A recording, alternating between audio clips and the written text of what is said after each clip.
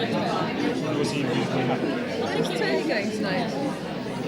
Rosie? No, Hazel was working late. He was having his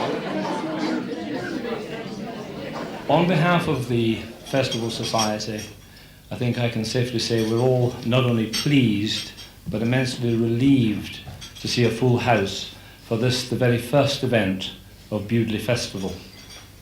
The festival starts tomorrow at 11 o'clock in the town centre, and our chairman, Robert Barber, who will be presiding over the events, is particularly anxious that as many people as possible come and crowd the town centre and give the festival a real kick-off. And I hope you will all remember that. Get up early in the morning, earlier than you usually do on Saturdays, and be there at 11 o'clock.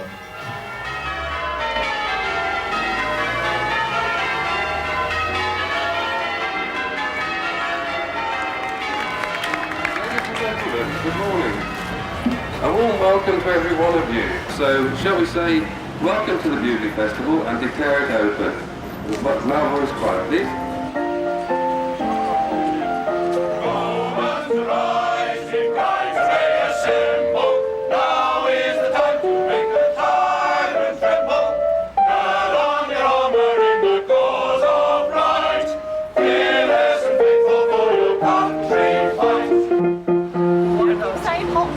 Good. What's in the radar?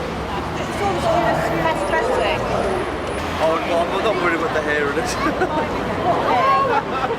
Yes. It's good, isn't it? It's alright.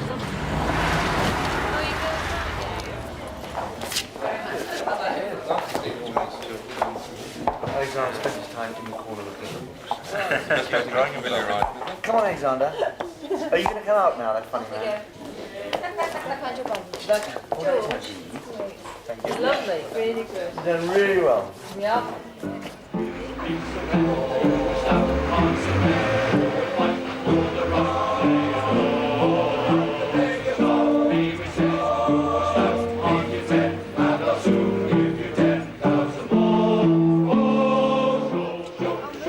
There's no need, Marjorie. There's no need at all. What about your outfit? I'm coming over further on, that's all. I can move this up quite comfortably. No need. Go to teach. Where'd you teach? Worcester evening class. Maybe Beaver School. You work mainly in oils, you want to do some Acrylics. yes. They were yes, Thank you very much. Oui, c'est curieux, hein, que c'était... Oui. Ah oui. Very short of change.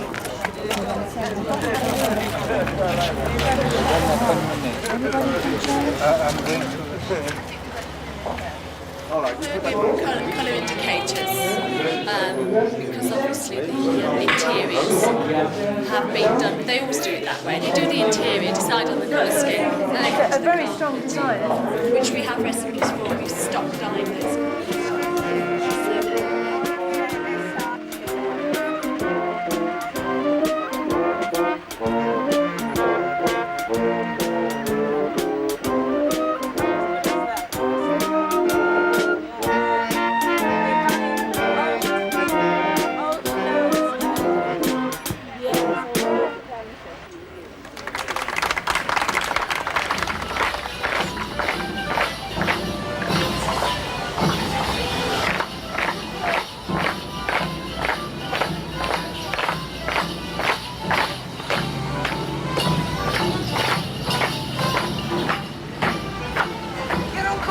Drowned himself last week in a vat of whiskey at the distillery in Dublin, where he was working.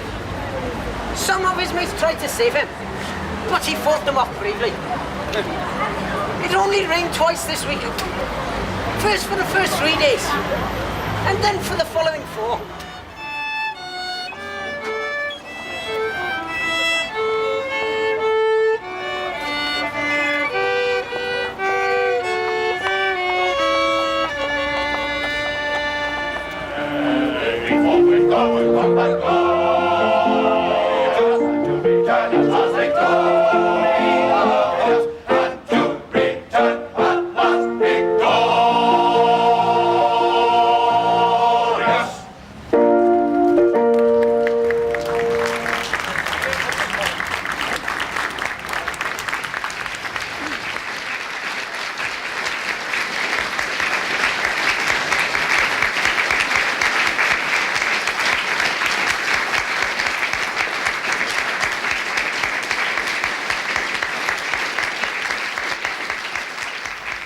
I was born in Worcestershire, not Shropshire, where I have never spent much time.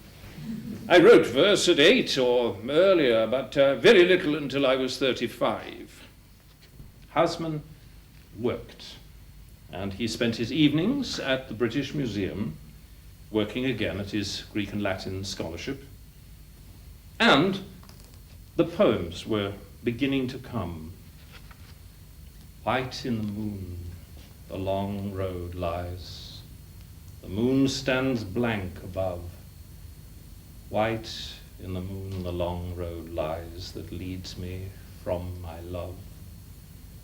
Still hangs the hedge without a gust, still, still the shadows stay. My feet upon the moonlit dust pursue the ceaseless way. The world is round, so travellers tell, and straight they reach the track. Trudge on, 'twill all be well, the way will guide one back. But ere the circle homeward hies, far, far must it remove. White in the moon the long road lies that leads me from my love. Houseman wrote around this time as the character Terence, a Shropshire lad called Terence. Most of these 60-odd poems that were to be published in 1896 and were only gradually to become so famous. When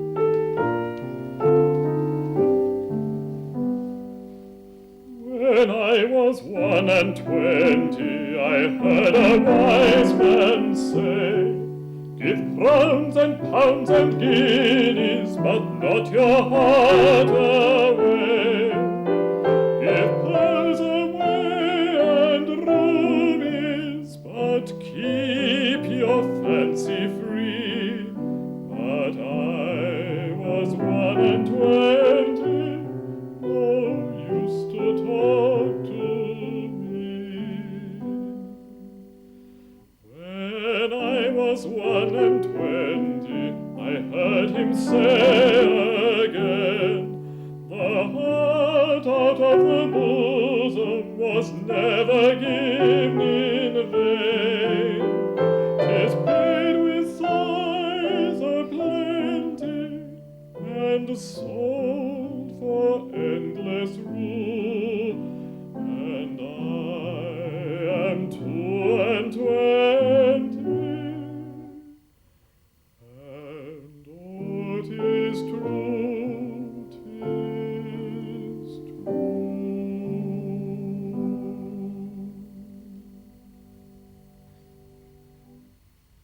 Loveliest of trees, the cherry now is hung with bloom along the bough, and stands about the woodland ride, wearing white for Eastertide.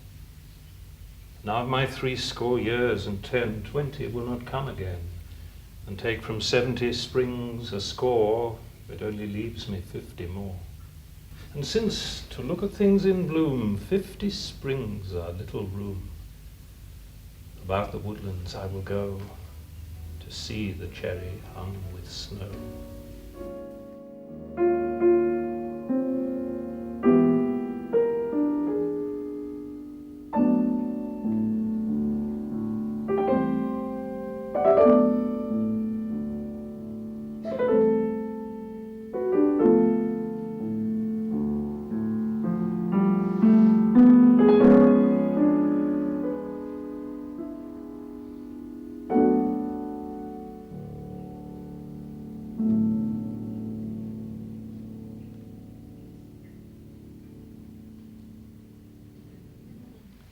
Enjoy your glass of wine.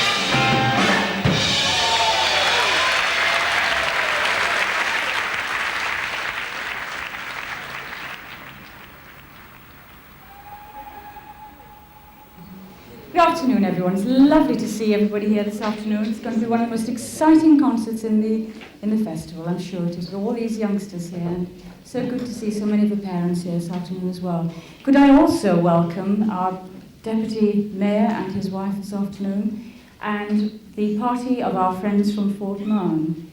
Welcome to Bewdley.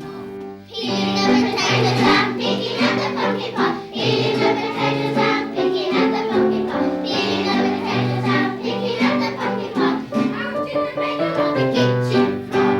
Come on, girls, and slow and tapping. Come on, girls, and slow and tapping. Come on, girls, and slow and tapping. Out in the middle of the kitchen floor.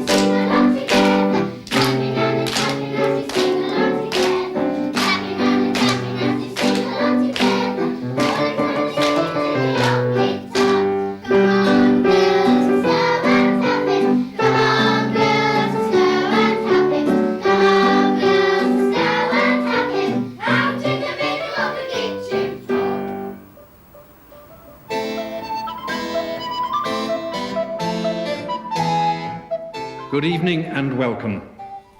St Anne's Church, Bewdley in Worcestershire. Worcestershire, the heart of rural England. Rural England. Where could be more appropriate for this celebration? In words and music. A celebration of the Harvest Festival, of the rich pickings that come from the land at this special time of year. We find our first rich pickings, appropriately enough for Worcestershire, in the orchard. The fruit hangs ripe, the fruit hangs sweet, high and low in my orchard street. Apples and pears, cherries and plums, something for everyone who comes. If you're a queen, a nectarine. If you're a king, take anything. Apricots, mulberries, melons, or red and white currants like rubies and pearls on a string. Little girls each shall have a peach. Boys shall have grapes that hang just out of reach. Nothing's to pay, whatever you eat of the fruit that grows in my orchard street. Behold the apples' rounded worlds, juice green of July rain, the black pole star of flowers, the rind mapped with its crimson stain. The russet, crab, and cottage red burn to the sun's hot brass, then drop like sweat from every branch and bubble in the grass. They lie as wanton as they fall, and where they fall and break, the stallion clamps his crunching jaws, the starling stabs his beak. In each plump gourd, the cidery bite of boy's teeth tears the skin, the waltzing wasp consumes his share, the bent worm enters in. I, with as easy hunger, take entire my season's dole, welcome the ripe, the sweet, the sour, the hollow, and the whole. A scented ripeness from over a wall, and come to leave the routine road and look for what had made me stall. There, sure enough, was an apple tree that had eased itself of its summer load, and of all but its trivial foliage free, now breathed as light as a lady's fan. For there had been an apple fall, as complete as the apple had given man. The ground was one circle of solid red. May something go always unharvested. May much stay out of our stated plan. Apples, or something forgotten and left, so smelling their sweetness would be no theft.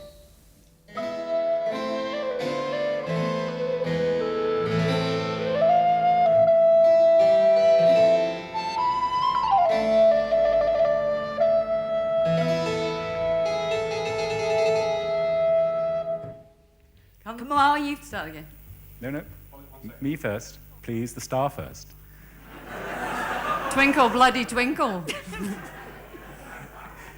Here we go, folks. And back at Folk on 2, we're at the Bewdley Festival tonight. Next we hear from Ray and Cilla Fisher. Come on, ye fisher lasses, aye, come on with me. Fi Cairn, Balgan, Gimri, and I think we'll start again. Come on, ye fisher lasses, aye, it's come on with me. Fi Cairn, Balgan, Gimri, and fi Inveralachie, fi Bucky and fi Aberdeen, and all the country run. We're a wat to get the heron, we're a wat to Yarmouth too. And God will forgive me, oh, this much I know. If I repent truly, then to heaven I will go. I am a miller to my trade, and that's a will you can know. I am a miller to my trade, that's a will you can know. Oh, I am a miller to my trade, I and money a sack of meal I've made. I and money a lassie I lay at the back of the sacks of meal. Oh. So help me, Bob, I'm bully in the alleyway. Bully in the alley, so help me, Bob, I'm bully in the alley. Bully down a shin bone now. Oh, so help me, Bob, I'm bully in the alleyway. Bully in the alley, so help me, Bob, I'm bully in the alley. Bully down a shin bone now.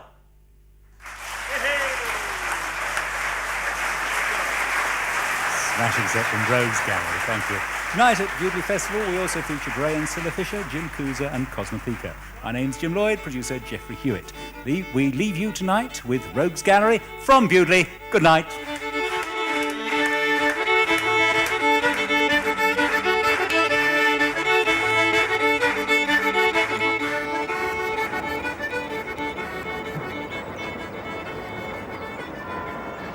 Ladies and gentlemen, welcome to day 4 of our Bewdley Festival, 8 days in October. Will you please welcome Roger McGough and Brian Patten.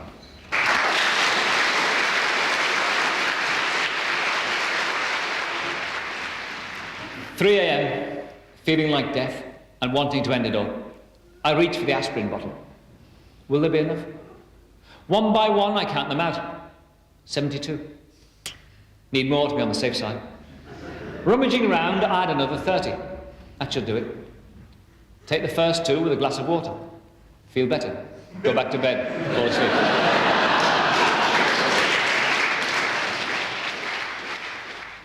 Jimmy Smith had a problem. It's daft, but it's true. After so much glue sniffing, he imagined everything else he sniffed stuck to him too. When he left school, the smell of dole cues lit a fuse in his brain. And although he tried to keep his nose clean, the smell of failure would not go away. The smell of money obsessed him by its absence. And there was no evading how the smell of Borstal was all-pervading. It was either being sentenced to the dole queue or the army. So one day, when pissed, having little to lose and even less to gain, Jimmy decided to enlist. He was trained in less time than it takes to train an Alsatian dog. He became completely dependable and utterly expendable, and was packed off to Ulster like a parcel no one wanted. The estates were similar to his own. The walkways stank, smelt the same, and at first, Belfast seemed a daft kid's game. But soon enough, The smell of paranoia blossomed on street corners. The smell of blood stuck to him, and the smell of politicians' lies hovered round his nose like flies. And when he shot a child, his excuses were thin, and the smell of rubber bullets haunted him. It's daft, but it's true. When Jimmy blew his own brains out, no one blamed the system, they blamed the glue. It is the end of summer, the end of day and cool, as children holiday-sated idle happily home from school. Dusk is slow to gather, the pavements still are bright. It is the end of summer, and a bag of dynamite is pushed behind the counter of a department store, and soon a trembling hand will put an end to an English afternoon. The sun on rooftops gleaming underlines the need to kill. It is the end of summer, and all is cool and still. We love to squeeze bananas, we love to squeeze ripe plums, and when they are feeling sad, we love to squeeze our mums.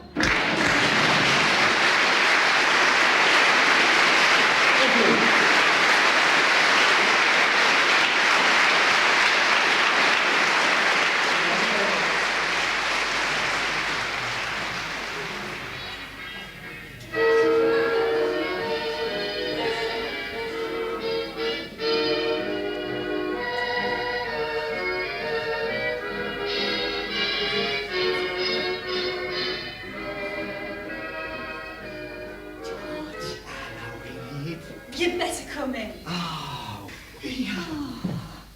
it's nice to see you, love. You look different. Oh, yeah. Hey, you've got a tan. Oh, yeah, got it on the ship coming over, eh? Here, your hair's done different, isn't it? But, yeah, I had it cut. It's the style. It's lovely. Oh, do you think so, George? Oh, of course I do. It's very nice, it is. Oh, put your case down, George. Oh, yeah, stupid, eh? Yeah, I was ever so worried when them Germans bombed you out. That was awful, George. Do you know we lost everything? All that wedding china. Oh, no. This was all I could get. Oh, well, it's very nice, love. What are the other rooms like, eh? Oh, George, there aren't any other rooms. Oh. There's a little picture. Oh, I see. One of the men, George Peters wants to see you. Thank you, June. My little peaches are great. Come have a little sit on my knee. Oh, no, somebody might see us, Mr. Varger. Call me Bruno. Somebody might see us, Bruno. Ah, who is to see? Hello, Mr. Varger. George, it's good to see you. Oh, yes. I don't say that to everyone, George. Some people I couldn't care less about. No. But you're a special person. Oh. Happy in your work. You're looking very well. Well, look, getting fatter. You don't pay me enough for any of that, Mr. Varger. Always joking. See, you're happy in your work. Oh, you see, Mr. Varger, the firm is back on its feet again. And things is looking up. I think it's about time you actually paid me a pay rise. I promised myself this morning, either I'll get a pay rise or ends in me notice. All right, Peters, you're fired. Go to wages, get your cards. I never want to speak to you again. I didn't mean... Out! I didn't want that. Is this what we fought the war for? Society based on greed?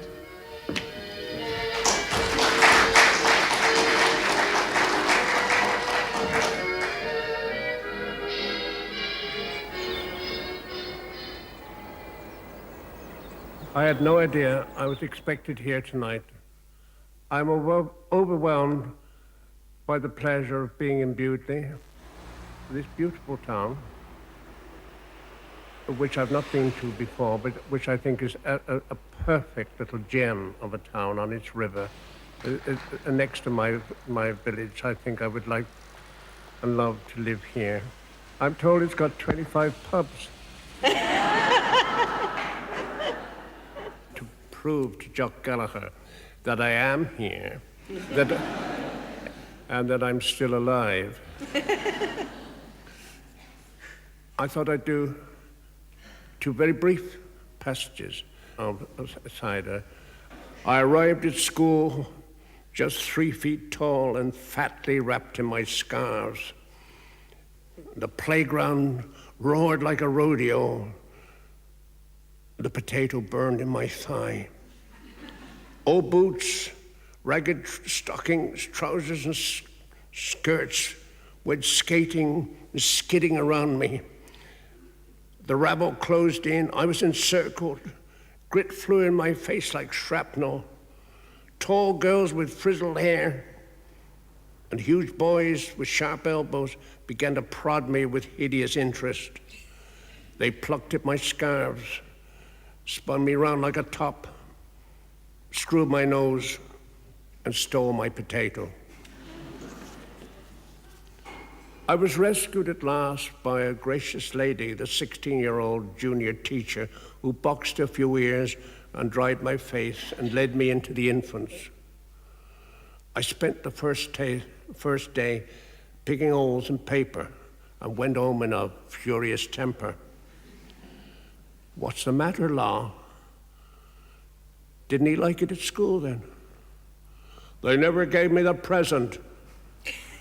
Present? What present? They said they'd give me a present. Well, now, I'm sure they didn't. They said, "You're Laurie Lee, ain't you? Well, just you sit there for the present." I sat there all day, and I never got it, and I ain't going back there a day. My sisters, as I said, were about to get married. Brother Harold was still working at the factory lathe. Brother Jack was at the grammar school, and his grammar was excellent. And young Tony still had his fine treble voice. And my mother half knew me, but could not quite understand. And I felt doomed, and of all things, wonderful. It was then that I began to sit on my bed and stare at the nibbling squirrels, and to make up poems from intense abstraction. Hour after unmarked hour, imagination scarcely skipping a beat, rhythm hardly pausing for a moment, while sisters called me, and suns rose and fell, and the poems I made, which I never remembered, were the first and last of that time.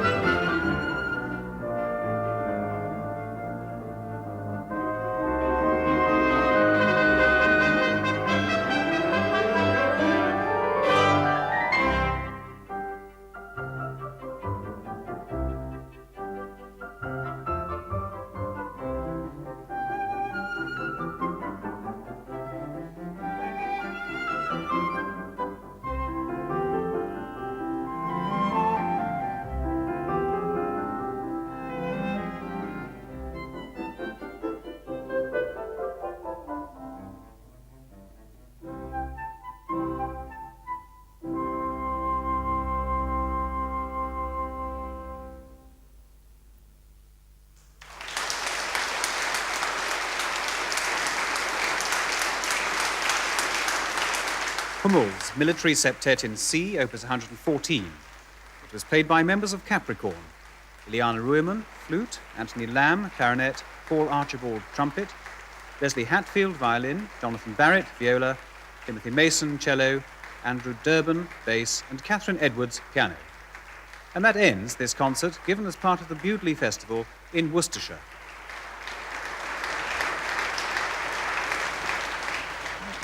In America is at 9:30.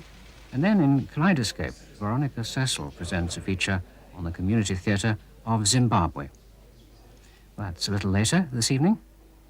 But now, at 8:20, it's time to go over live to Jonathan Dimbleby, who is waiting to introduce this week's edition of Any Questions. Welcome to Worcestershire and the market town of Bewdley, which straddles the River Severn. We're at the Bewdley High School here as guests of the first Bewdley Festival of Music, Arts and Drama, entitled 8 Days in October. As our contribution to Day 7, the Any Questions panel includes Lord St. John of Fawsley, who's been a Minister of the Arts and a member of Mrs. Thatcher's cabinet. Lord Gifford's a socialist and barrister who spent much of his professional career in the cause of human rights around the world. Margaret Jay is the director of the National AIDS Trust, the umbrella charity set up by the government to coordinate the range of voluntary help given to people with AIDS and to raise funds for that work. Until his retirement from the bench 3 months ago, His Honour Michael Argyll, QC, was an Old Bailey judge, much given to memorable and colourful observations about the state of the nation. I remember him long ago in the trial of the editors of an underground magazine called Oz, saying to one of the defendants, "Since you are the least intelligent, I shall give you the lowest sentence." However, the defendant in question went on to become a multimillionaire. Our panel. And our first question, please. Michael Brazier, should a suspect's refusal to reply to criminal charges be interpreted as evidence of guilt? Lord St. John. I'm nervous about doing away with the right to silence because it's a right that has been very long enshrined in our law. But I think in the situation in Northern Ireland today, in the battle against terrorism, the difficulties which the security forces have, I think it is a wise decision of the government to do away with it. Lord Gifford. It should not be interpreted as evidence of guilt, and if the proposals now made by Mr. King are going to be put into practice in Northern Ireland and then in England, it's going to cause terrible injustice. Thank you. Michael Argyll. At the moment, if an accused doesn't go into the witness box, the judge is obliged, in summing up, to say, you haven't heard anything from the defense, therefore you have to judge the case on the evidence that you've got. And a tremendous number of accused persons refusing to answer perfectly simple questions if they are innocent, and having refused to do so, are in fact placed in an advantageous position. The balance is not in favor of the police and against the accused. Numerous cases in recent years have shown that it's exactly the other way around. Thank you. Margaret Jay. Occurs to me is that when we talk about implementing this law, changing this law in a way which will have this effect on the courts, we are, of course, given the understanding that this is done primarily because of the terrorist situation in Ireland. But if it's translated into normal criminal proceedings in this country, then that is a very different question. And I've seen one report today that, in fact, it's only 4% of people who come before the ordinary criminal courts in this country who ever do employ this right to silence. And it seems to me this is a very heavy sledgehammer to crack that particular nut. Thank you.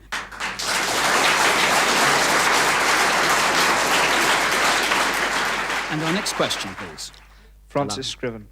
If you were fish, what fish would you be and how would you like to be cooked? Always poached and probably plaice. Michael Argyll. Trout. How cooked? Anyway. Anyway, absolutely. Lord Gifford. I think a whale and the whole world would want to rescue me. I would like to be a shark, and I would like to be undercooked, so that if anyone tried to eat me, I could give them a very sharp nip.